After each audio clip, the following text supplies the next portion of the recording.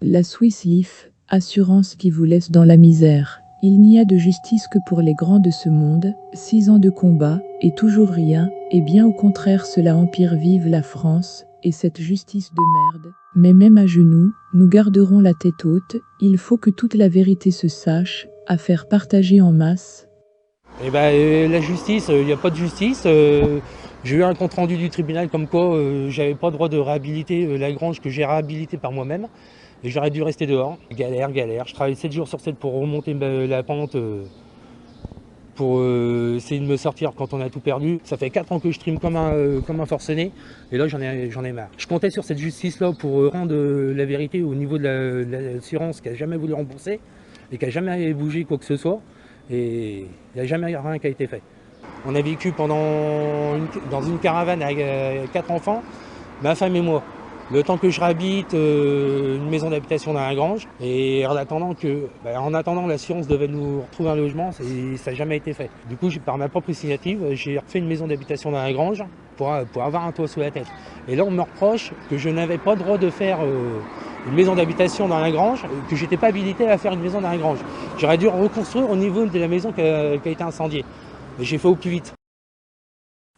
Le cauchemar de cette famille de la commune de Machy a débuté le 5 avril 2013 lors de l'incendie de leur maison. Ici, vous avez donc la partie où était notre cuisine.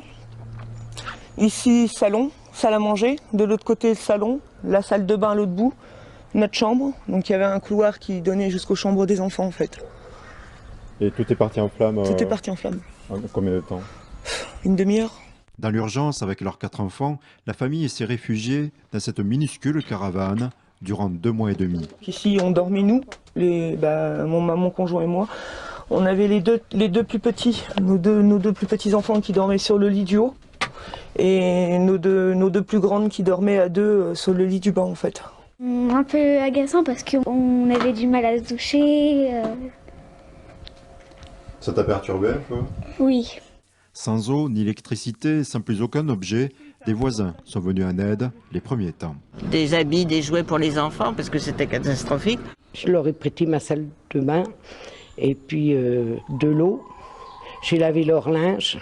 Puis les enfants, ils étaient là, mais elle les mettait à la cantine pour qu'ils aient un repas et ils n'ont jamais eu d'aide. Aujourd'hui, la famille réside dans l'ancienne grange réaménagée en urgence. Tout ce qu'on a dû mettre de côté était dedans, parce que dans le final, à l'heure actuelle, voyant ce qui se passe avec les assurances, on serait certainement encore dans la caravane, quoi. La famille a perçu de la part de l'assurance environ 24 000 €.